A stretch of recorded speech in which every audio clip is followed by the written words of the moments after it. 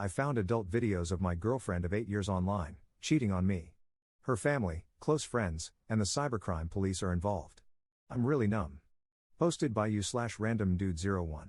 Almost 3 weeks ago, a good friend of mine, Alex, and an acquaintance, Mike, got hold of a video of my girlfriend, Jamie, having sex with another man. Mike found this while browsing through porn sites with niche themes and, by chance, recognized Jamie. He got in contact with Alex about it, and both of them told me about the infidelity. When Alex and Mike told me about it, I went somewhere between shock and numbness. I couldn't really say anything until I saw the video, at which point I proceeded to puke my guts out. I couldn't even sit through a minute of it. The fact that it was edited to go straight into the action, with Jamie's face clearly visible, didn't help. We drove Mike home, and Alex had the good sense to force me to spend the night at his place rather than go home to the apartment I share with Jamie, with no idea how that would have ended. We shared some beers, mostly in silence. Alex did try to get me to open up about how I felt regarding Jamie's infidelity, but I was just numb. I didn't know what I felt and told him so. I felt like I was wading through water, with no thoughts in mind other than what was right in front of me. Alex didn't push any further, and I passed out some time later. When I woke up, I had recovered enough sense to realize that our relationship was most likely over. I went straight home via public transport, most likely brooding and or looking pissed. I wonder what the other passengers thought when they saw me looking like crap while trying to emulate Batman. I got home and found her getting ready to go out. She asked me where I was and why I hadn't contacted her. I didn't bother answering and just told her we needed to talk. We sat down facing each other at our kitchen table, which we built from scratch at my grandfather's farm, and that random thought pretty much broke the dam. A lot happened, a lot of harsh words were said, accusations and blame were exchanged. Too many details to describe, but essentially, I immediately broke down in tears and asked her how the F she could ruin the relationship we had worked so hard on. She was confused and wanted an explanation. I dropped the bomb and showed her the video. She cried and begged for forgiveness, but I heard nothing. More crying and cursing until I told her that we were over. That was it, and she just shut off? She slumped down, closed her eyes, still crying, but said nothing. This pulled me out of my anger, and I tried to figure out what she was doing. Talking to her, hard and gentle prodding, nothing. Absolutely unresponsive, so I just dragged her to our bed and laid her there. I went back to the kitchen and called her parents, Alice and Julio. I simply told them they needed to come and that their daughter was suffering a mental breakdown. I said nothing more than that, just told them that what was happening needed to be explained face to face. I shut my phone off, went back to the kitchen, and tried to make sense of what had just happened. Her parents rushed to our apartment demanding to know what happened. I didn't tell them about Jamie's infidelity but just said she needed mental help. She was on the bed, acting comatose but otherwise okay. They couldn't bring her out of it, and eventually, I had to explain. I didn't want to do it without Jamie being able to speak for herself. I showed them the video. They were heartbroken. I told them we had an argument, I didn't hurt her, but she probably couldn't handle the stress and broke down. They decided to bring Jamie to her university's mental health clinic. I decided not to go with them. The next day, Jamie eventually woke up. She was stable and responsive. There, she said that the video was non-consensual.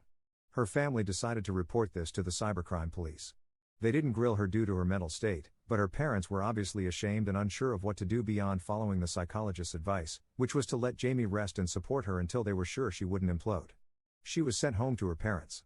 This was all relayed to me by her older sister, Jackie, who was trying to mediate. She asked if I was really going to end the relationship. I responded that I wasn't sure if we could even salvage it. 2 days later, Jamie's parents asked me to visit them for a talk. I agreed and went the next day. Jamie's parents and her older sister were present. We sat down in their living room. They looked sad and tired, and I felt the same. Jamie would be the last topic of our talk. First was me. They wanted my parents involved. I felt disrespected, as we're already adults, plus my father and I are tense, but I relented since I was already tired and a bit out of my depth. Marriage had been discussed in the past, after all. Finally, we talked about Jamie. She was stuck in her room, miserable and ashamed, otherwise okay. She would stay with her parents for now. When she was needed by the police, she could stay with Jackie in a hotel. They understood that I needed space. They had submitted a report to our city's cybercrime office. I was needed for the investigation. I explained that I wasn't the one who found the video but said I'd try to get Mike involved. They apologized on Jamie's behalf, but I told them she was the one who needed to apologize and that they shouldn't baby her. They agreed but begged me not to argue right now since Jamie might relapse. They explained the psychologist's assessment. Spontaneous nervous breakdown, no history of mental illness, concluded to be caused by accumulated stress from her studies and acute stress reaction from our argument. She needed rest in a safe environment. The psychologist almost called the police on me, but they convinced them not to, and with no physical trauma observed, they gave up. The discussion devolved into apologies, tears, especially from Alice, and other noise.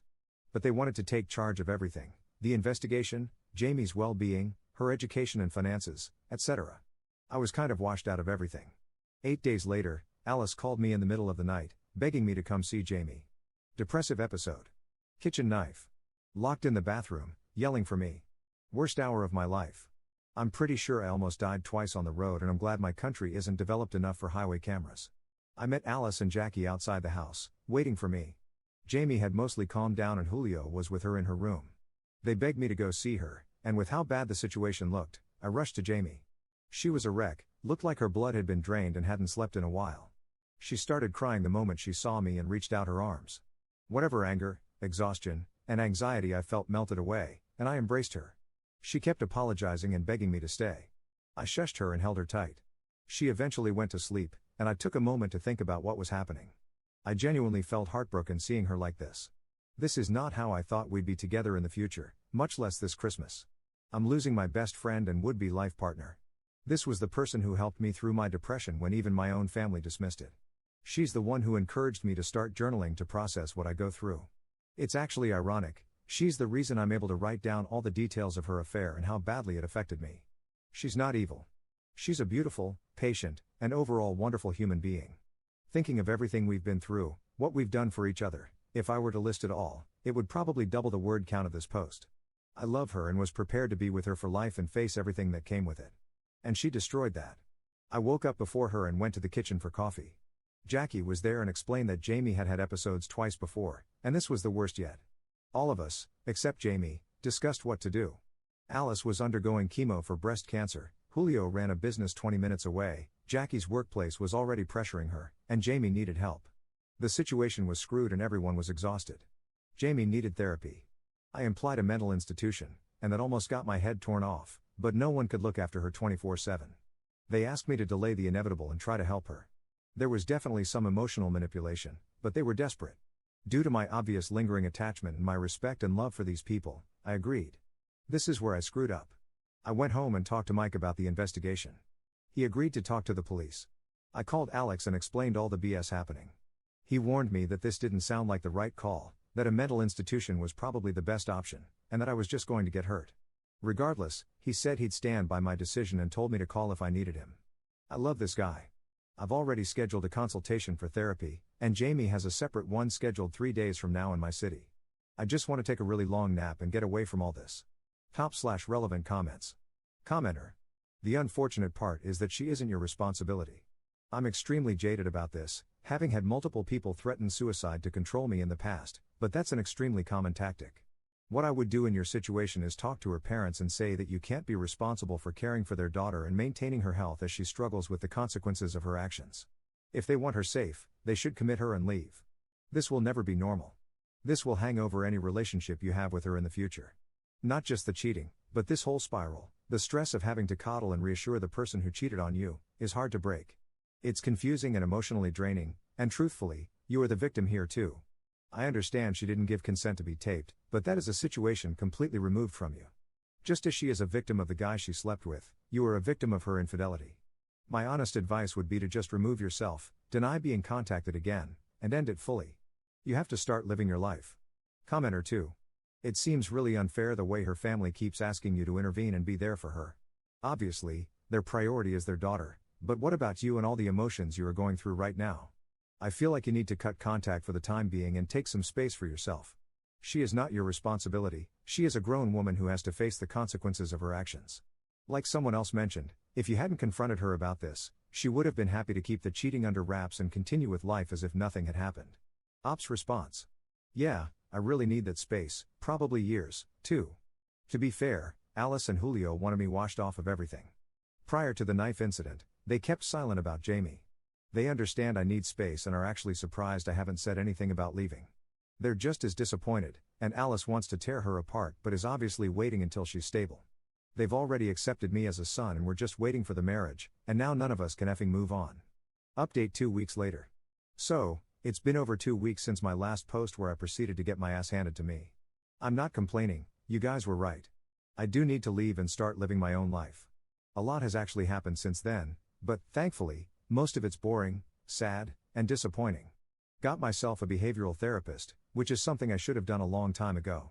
I have different problems unrelated to this that Jamie did help me through, mostly, but a professional really does make a difference. Gave me a lot of hard questions, important questions, that forced me to put my life into perspective. It was a liberating experience. Finally talked with my own family about this. For context, I'm not very close with my actual parents, particularly with my father. Broken home and all that. I consider my aunts, my father's 4 sisters, who stepped up to take care of me as a child, to be my real parents. So if I mention family, I really mean just my 4 moms. Turns out, they were more involved than I thought. Jamie talks to them, she loved talking with them about me and our relationship, and they got closer for it too. She asked so many questions about me, what I liked, food, hobbies, what my childhood was like. She'd ask advice from them about so many things, what to do when I get pissy, how to get my ass moving, all that cute stuff. Around a year ago, when they noticed that I started acting positively when they played around with the topic of marriage, Jamie and my family started to get ready. 3 of them have families with at least 3 children each, so to help ease the accommodation, they saved money to pay for themselves, and anything extra would go to the wedding, to us, and whatever comes after. They even talked about engagement rings. Calling them disappointed is an understatement. With the BS happening now, they opted to give me half of what they saved for the marriage to help me out and also offered to take me back again, which truly is a massive help. My biggest problem this whole time was a source of income. I didn't have a job lined up out of my city, still don't, and my savings are meager. With all that settled, I gave my employer my resignation letter, canceled my lease, and have until the end of the month to sort my affairs. I'm leaving for good. As for Jamie, I've gradually stepped out of whatever's been happening with her and around her. Talked with her family, or more like told them, that I'm leaving. Gave them info about the psychiatric hold and made them handle her appointments with her psychologist and whatever else she needs. It was a sad affair, really. I know it doesn't seem like it, especially with Alice and Julio making me stay and take care of Jamie, but this is a first time for all of us. They raised 4 great kids, their relationships are great, and they even extended that to me even when they barely knew me. Jamie screwed up the worst, and this isn't something anyone can expect anyone else to handle with ease and grace. I mourned the loss of a potential family that I could have been proud to be with. For the POS who filmed her? I still haven't confronted her about it, but Mike and Jackie shared what she told the police and how the investigation's going. It was a Korean national she says she met on social media for a fling. She said they only hooked up once, but that was immediately shot down. The video showed 2 different, distinct rooms, and she got pressured to admit where it was in case they could get anything like CCTV, social media posts, logbooks, witnesses, etc., and they did. 1 hotel still had recordings that day, 2 hotels had logbooks containing names and dates, and their DMs. She didn't mention rape, blackmail, or drugs in play, only mild intoxication, which was all obvious in the video, apparently. Everything but the recording was consented. There were some possible routes to take in terms of damages, but when a lawyer was contacted, it was pretty much dead in the water. POS being a Korean national currently in Korea muddied the legal waters. They can do nothing else other than contact relevant Korean authorities, gather as much evidence, and wait. But the lawyer wasn't confident anything might stick. As far as they know, they have no evidence that it was even POS who set up the cameras beyond the fact that POS stayed the night before, and the cameras are obviously long since gone. There are far too many angles POS can play to delay or even win any lawsuit that reaches him. It will most likely be expensive, drawn out, and with very little chance of winning. So they gave up that route. POS is getting off scot-free. Why'd Jamie do it? I don't know. Before, I didn't have the guts to ask her. Now, it doesn't really matter.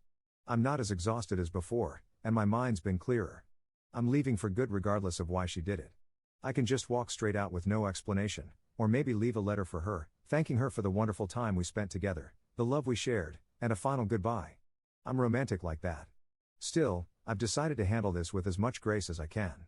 I'll help when worst comes to worst, won't lay blame on myself or her family, and won't even mount pressure on Jamie for ruining everything. Not for Jamie, but for my own twisted sense of self-gratification, that I did all that can be expected and more. I will leave with my back straight and nose held high. Funnily enough, this did eventually show me how lucky I am despite everything. Yes, the love of my life cheated on me and had the audacity to throw a tantrum over it, my future's looking a little bleak, and I've found out so much repressed anxiety and anger from my crappy childhood. But I'm still doing pretty great. I have family that loves me, friends that have my back, and despite her betrayal, she brought the best out of me with wonderful memories along with it. I have nothing to be ashamed of, and can say with pride that I was a wonderful boyfriend. Hopefully, this will be my last update. If not, the next will be far more boring and less mouthy. Top/relevant comments. Commenter. Wow, speechless. This is quite the saga. I've never had to deal with someone who had such a severe mental break as your ex. It must have been a little scary to witness firsthand. Op's response. I was confused at first. She just shut down, and I wasn't sure at the time if she really was having one. Her family has it the worst. As I said in my previous post, they've limited as much contact as they can between me and her. Commenter 2. I believe that she really had a mental breakdown, but not for the reason that you probably think. I think she cheated on you with more guys, that she consented to that video, and allowed him to share it. She probably did it for the thrill and money. However, she didn't expect you to find out and for people close to her to see it. When you told her that it was over and that people close to you already knew what she had done, she had a mental breakdown. She probably came up with the idea that it wasn't consensual because it's better to be seen as a victim than a corn star by you and her parents. She probably already knew that even if she pressed charges against him, nothing would happen to him because he was no longer in your country. In your position, I wouldn't care about her mental health because she cheated on you, probably multiple times, disrespected you and your relationship, and put your well-being at risk. You don't even know if she used protection during her escapades, and even if she did, she could get an STD and pass it to you. There's also the possibility that if she got pregnant from one of those guys, she would probably tell you that the child was yours. Don't care about her health because she didn't think about yours when she started cheating on you, and her mental health wasn't the only one impacted by her infidelity. You need to find a therapist to help you navigate what happened to you.